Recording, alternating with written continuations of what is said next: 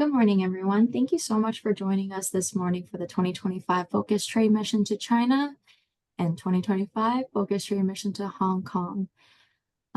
We have here Ian from SMH International, who is our in-market representative in China and Hong Kong. And we also have a recruitment lead, Daniel Griffith, here on the call as well. This morning, Ian will just go through the market briefing and a little bit about both the stops for Focus Trade Mission to China and Focus Trade Mission to Hong Kong. I do want to say that Focus Trade Mission to China and Focus Trade Mission to Hong Kong are two different events conjoined into one. So suppliers do have the option to sign up for just China or just for Hong Kong or both if you would like. For Focus Trade Mission to China, it will be 2 stops, and Ian will explain that further later on the call. And for Focus Trade Mission to Hong Kong, it'll just be 1 stop. So I'll give the floor to Ian. All right, thank you so much, Kelly, and good morning, everyone, and thank you so much for taking your time to listen into this call for a sneak preview of our Focus Trade Mission to China and Focus Trade Mission to Hong Kong.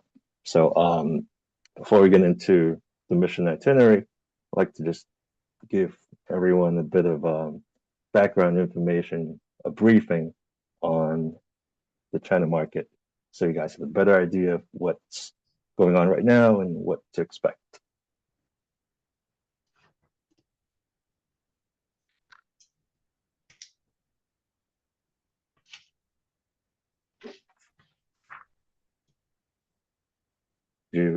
Kelly, could you move to the next slide?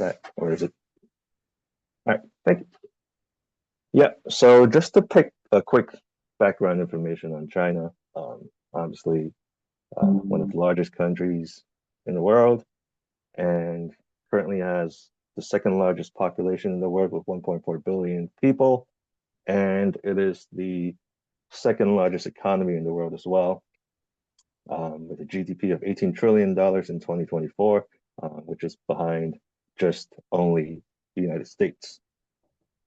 The economy has been slow to recover from COVID, but overall, the pace of recovery has been steady. And for 2024, it reached the government's targeted goal of around 5%. And for 2025, experts are forecasting economic growth to be, it's going to continue to stay around 4.5 to 5%. GDP per capita, not as quite a level below the United States, but still it is a growing part of the economy. So disposable income is growing, and purchasing power is also growing in China as well. And this is a 1.4 billion population that we're talking about. So obviously the middle class population is one of the largest in the world as well, with over 400 million people who are considered in the middle class. And internet population of over 1 billion. So highly penetrated, and Chinese consumers are very used to and well versed in using their tools online, whether it is websites, social media, whatnot, to research on new products, foreign products. So, yeah. And in 2024, China imported over $215 billion worth of ag products, and amongst which $27 billion were imported from the United States, so making it the US third largest trade partner in the world.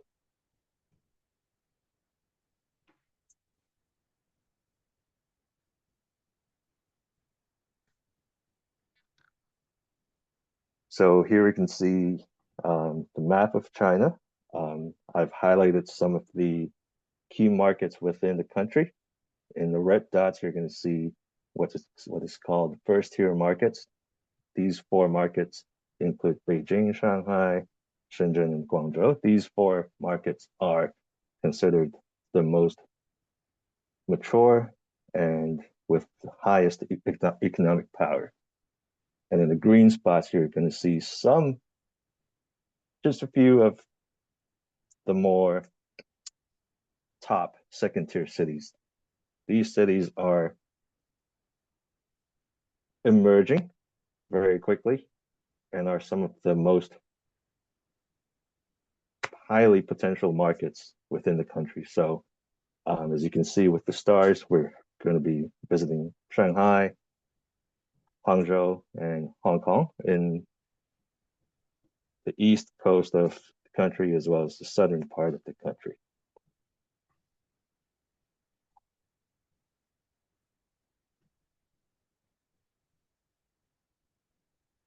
So even though there's been some recent news about tariffs with US products, that is a continuation from the 2018 trade war. And there's been some challenges within the country with a lot of the economic downturn and slow recovery from COVID, but China remains one of the most important and largest consumers market in the world. And between 2020 and 2022, China was the top importer of US agricultural products.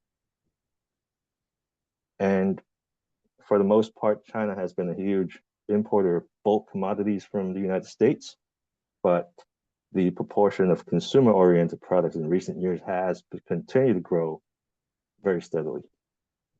And as you can see here in 2024, total amount of imports by China from the United States of consumer-oriented products reached almost $6 billion. And within the category, some of the most important, largest imports aside of bulk commodities are meat and seafood, dairy, tree nuts, dry fruits, pet food, which is something that has been growing extremely quickly ever since 2020. And then you have beer, wine, spirits, and also bakery ingredients is one of the fastest growing categories within US exports to China.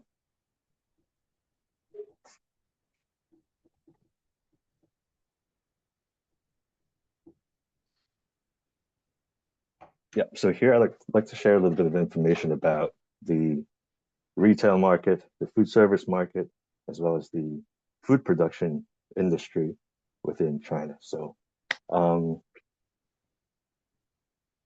retail sales of consumer goods in 2024 grew 3.5% to around $680 billion. And the online market, China is the largest e-commerce market in the world right now. And there's been a growing proportion of online shopping being part of the entire retail sales in China. So as you can see, as of last year, online sales grew by 7.2%, which accounted for over $215 billion, which is basically more than a third of the entire total retail sales. And for the HRI sector, yes, restaurants have had a tough time ever since COVID, but it's been recovering well. As you can see, restaurant revenue reached over $776 billion in 2024, which is a 5.3% growth. And the online catering or takeout industry is one of the most important part of the HRI sector. And this is a market that is expected to reach up to $279 billion by 2027. And China has a huge food processing industry with nearly 40,000 food processing enterprises within the country. And most of them are small in scale, but you also have quite a few major food processors, especially in the tree nuts industry, dry fruits industry, snacks industry, and there's meat and seafood as well as dairy. So covers pretty much all the categories. And food production in China grew 2.9% in 2023, which is almost 2% higher than average industrial growth.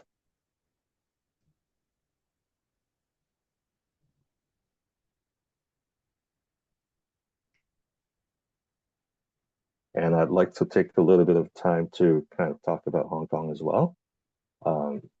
So Hong Kong is a very small city, and because of the limited land space, nearly 95% of the local food supply is imported. So Hong Kong is very highly reliant on imports for the local food supply. And because of the small size of the city, there's not much food production going on. So 84% of total imports are consumer products that are sold on the retail or the food service market. So mainland China is the largest supplier for food and agricultural products for Hong Kong, but the US is one of the largest overseas suppliers to Hong Kong at 7% in 2023. So besides for local consumption, Hong Kong is also a major transshipment hub for food and drinks that are going into Macau, which is the gaming capital in Asia. So when you look at the Hong Kong market, you can also consider the Macau market being also part of the whole puzzle as well. So in 2024, imports of US consumer products from the United States reached $1.22 billion. And some of the most important products include meat and seafood, tree nuts, fresh, as well as dry fruits, wine and spirits, as well as food ingredients. So very similar to mainland China as well.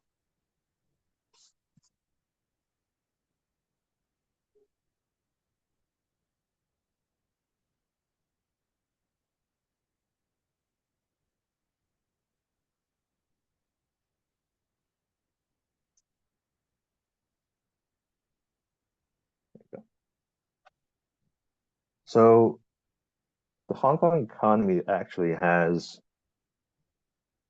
had some major challenges when it comes to recovering from COVID. So on the retail sector, we can see that the total retail sales declined by 7% from 2023. And the online sales, which kind of had an emergence during COVID, it's relatively done well overall, with only a 2.6% decrease in value from 2023, with a provisional value of about $4 billion. The same thing happening with the food service sector as well. Most recent trend is that a lot of locals are traveling into mainland China over the weekend for dining and shopping. So this has affected the local restaurant sector. So the overall total receipt value from restaurants in 2024 was estimated at $14 billion, which is a decrease of 0.1%, which is actually surprising. But within the industry, the Chinese restaurants were affected the most by this trend. But interestingly, non-Chinese restaurants have overall not moved at all. And for the fast food restaurants, um, their receipts actually increased by 7.2% in 2024. And as I mentioned earlier, land is limited in Hong Kong and rent is extremely expensive. So there's really not many local food processing sector within the city. But there are, for example, there's companies that manufacture sauces, condiments, and also some tree nuts as well.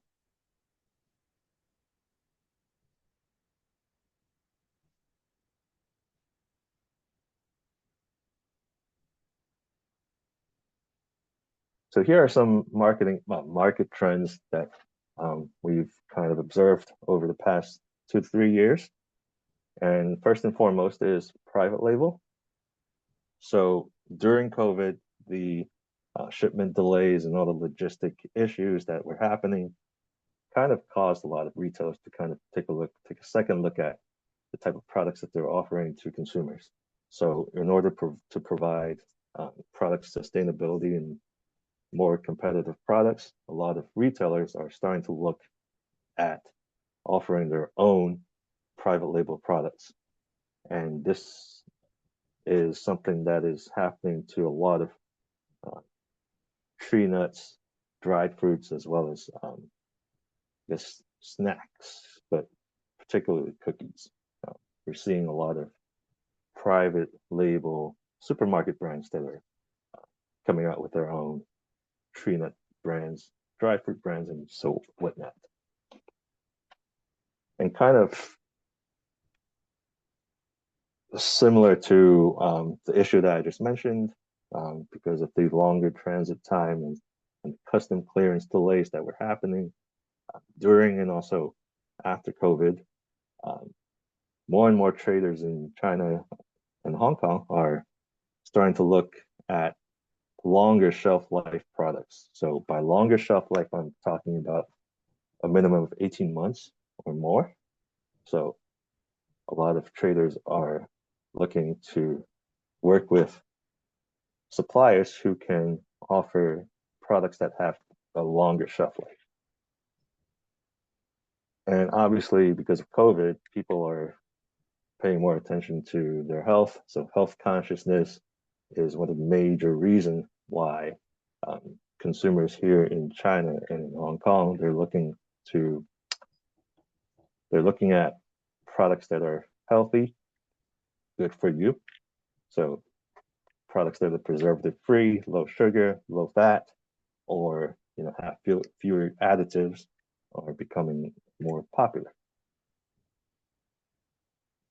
And because of the hectic, fast-paced lifestyle that is happening over here, especially in the major cities, this has made consumers more likely to choose products that are portable or easy to prepare within a few minutes.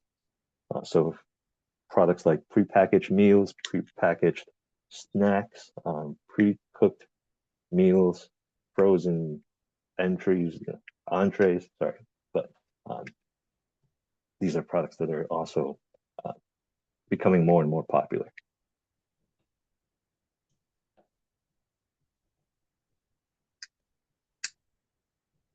And so here are some of the products of interest that are that we have observed over the course of the past 2 years. As you can see, it's kind of similar. So both markets are interested in snacks that are healthy. Tree nuts and dried fruits, these are extremely popular, especially during Chinese New Year. Wine and spirits. Wine and spirits are some of the fastest growing categories from the US to China and to Hong Kong. And so for China, we have bakery ingredients, as I mentioned earlier, dairy we're kind of talking about cheese and also ingredients. For example, whey powder, milk powder. These are products that are generating good interest from the market. And meat as well as seafood. So when meat, we're talking about both pork, beef, as well as poultry. So for example, products that are not really often consumed in the States. So for example, chicken feet, these are products that are very, very in demand from China. And it's obviously seafood, for example, lobsters, scallops. These are also products that are very popular around the holidays.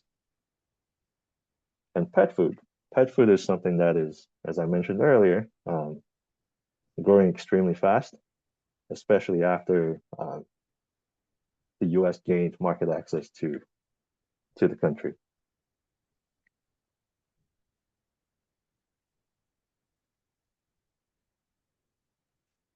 Before we go on, I do want to shout out again that we have 2 stops for the focus trade mission to China.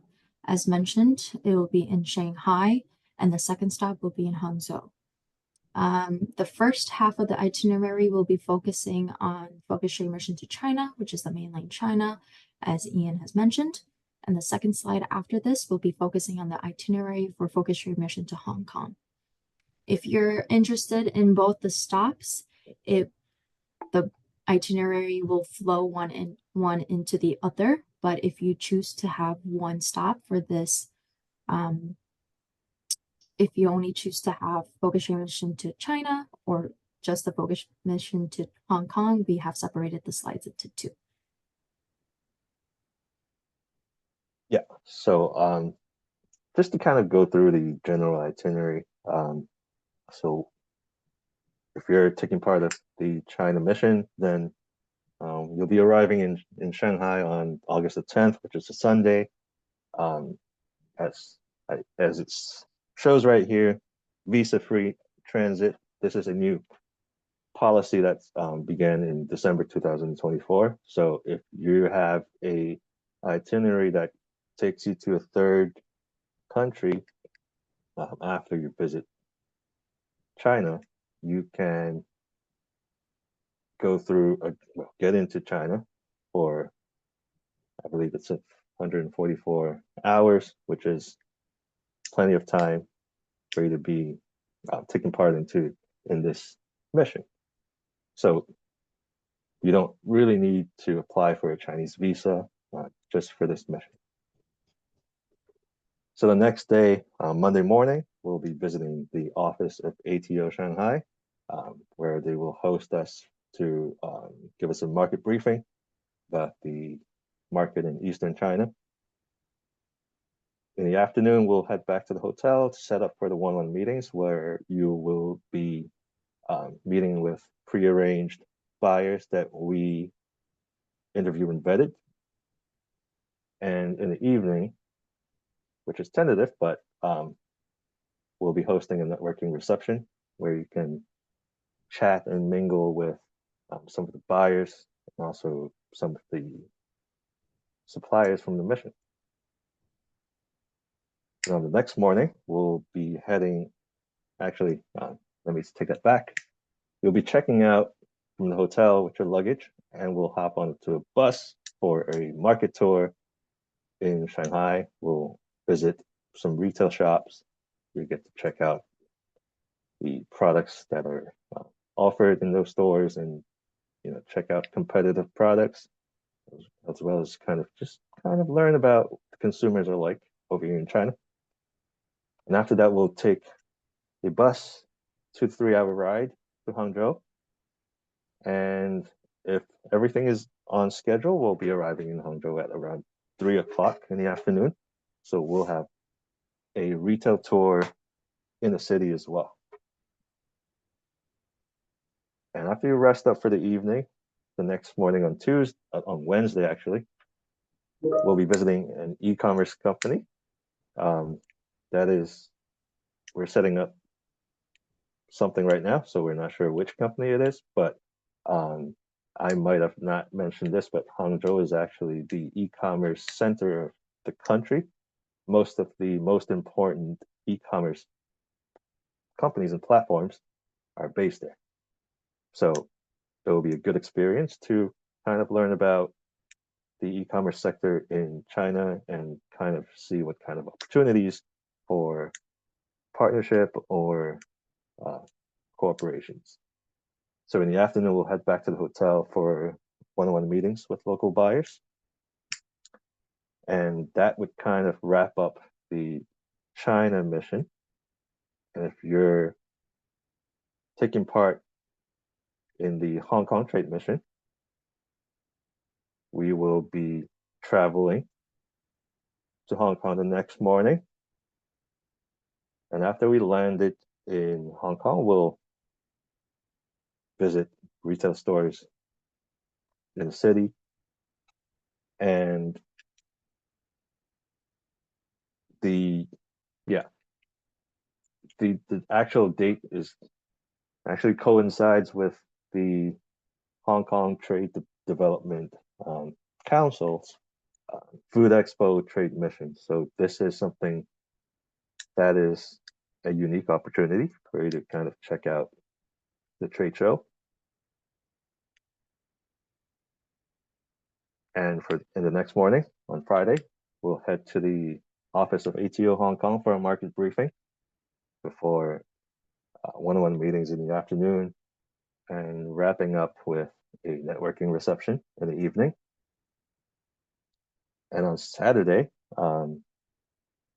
we can either, this is a flexible itinerary. You can either continue to walk the show floor of the Food Expo trade show, or depart from Hong Kong and return to the US.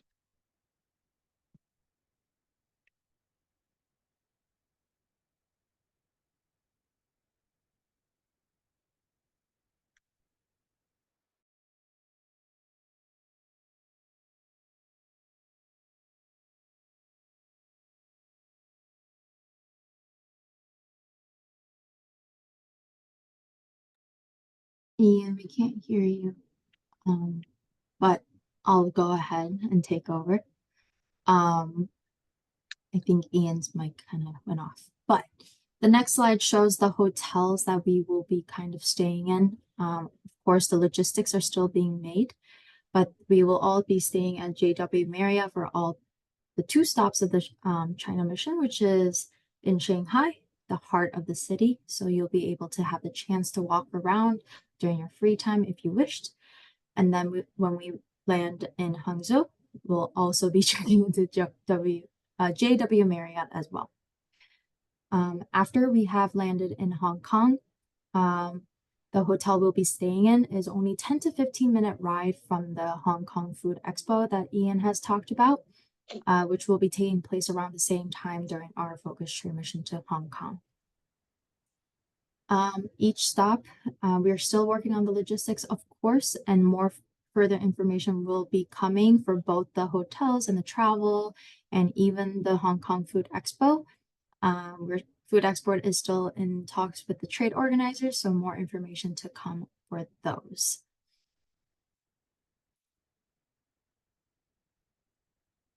As mentioned, Hong Kong Food Expo does take place around the same time as the Hong Kong trade mission. So we wanted to take the time or the opportunity to give you guys some time to walk around the show floor and check out other suppliers within the Hong Kong market or in the mainland China. And as you can see in 2024, they had abundance of exhibitors with an even more abundance of exhibitors and even more visitor as well. So we thought it was a good opportunity to give suppliers a time to walk around the show and really see with their eyes outside the retail tour on the trends and maybe the new products that are coming within the China and Hong Kong market. Can you guys hear me now? Am I back? Yeah. That's just in time for this. All right, so thank you so much for backing up for me, Kelly. So I'm gonna get back to this, probably the most important part as well. So sample shipment, especially for mainland China, it's been kind of an issue over the past 2 to 3 years because of COVID, which resulted in um, enhanced food safety control by the Chinese government.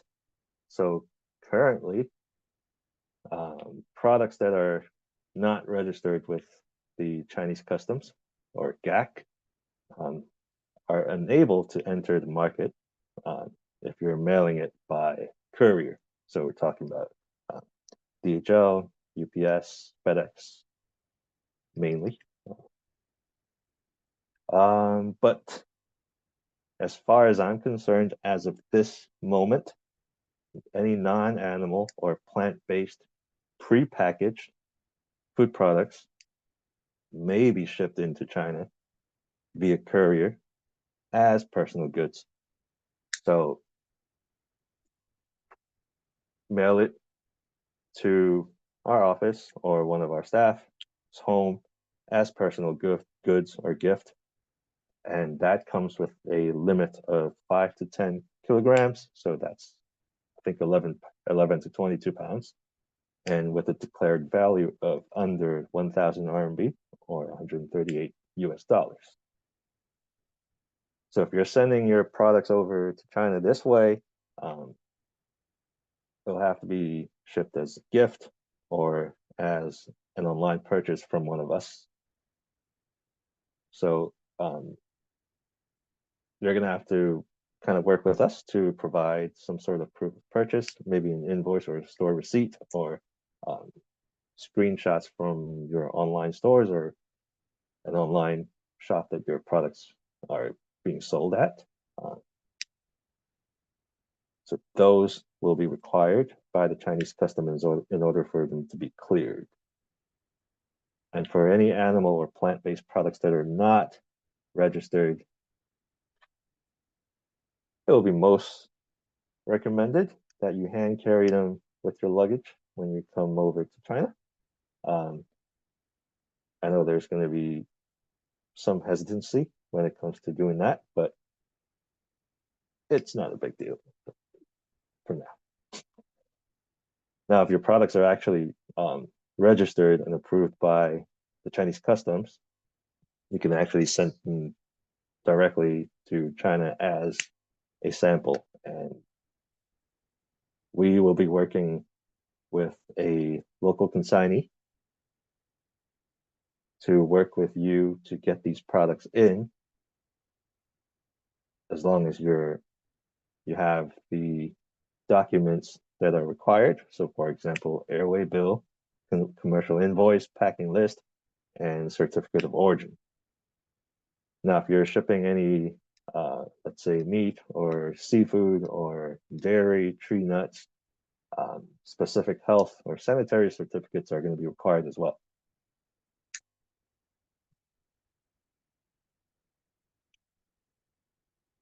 Now, for Hong Kong, the situation is a bit different. It's a lot more flexible and lenient. So basically, any non-animal based products, you can ship them directly to our office via courier. So we would highly suggest that you mail them by DHL, FedEx, or UPS only. Would not recommend you sending it through the USPS. So when you send them as personal goods as well. So this also kind of comes with a bit of a limit. So we would recommend you stay within the 5 to 10 kilogram limit with a declared value of under 1,200 Hong Kong dollars, which is around 154 US dollars. Now, if you're sending over any meat, eggs, milk, or frozen confections, health certificates are going to be required.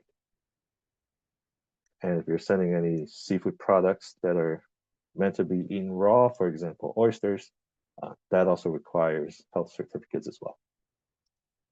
So as I mentioned earlier, any other general food items, you can just send them over without any certifications. And once we receive these samples, we will provide door-to-door service, delivering them directly to the meeting venue.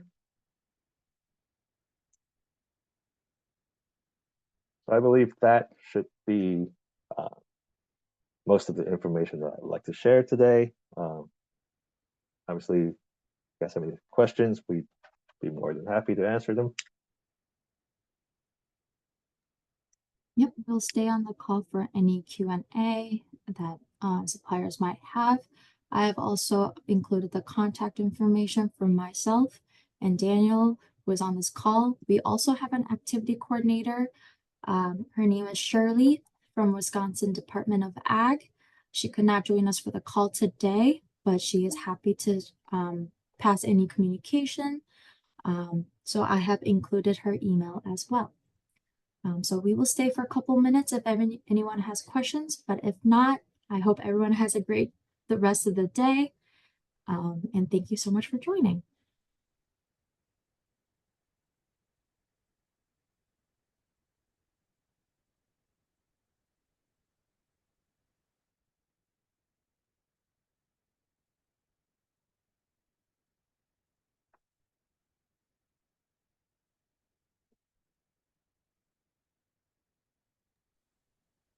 Daniel, can you unmute? Ian, we do have a Okay. Yeah. question. It says, do you expect any tariffs to affect the way people in China view the US products? No, I don't think so. The majority of consumers in China are not going to really view US products negatively because of the tariffs.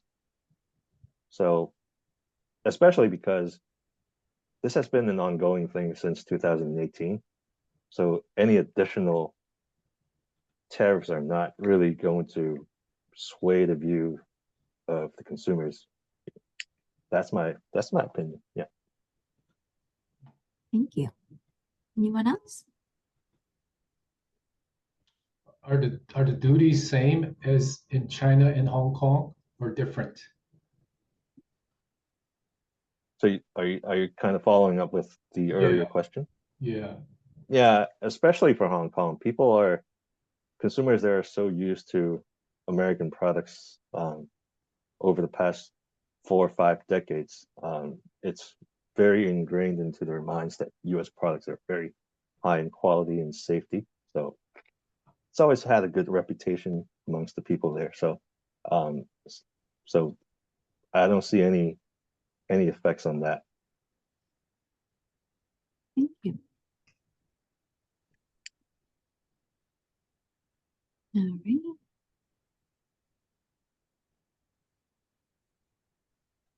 Anyone else?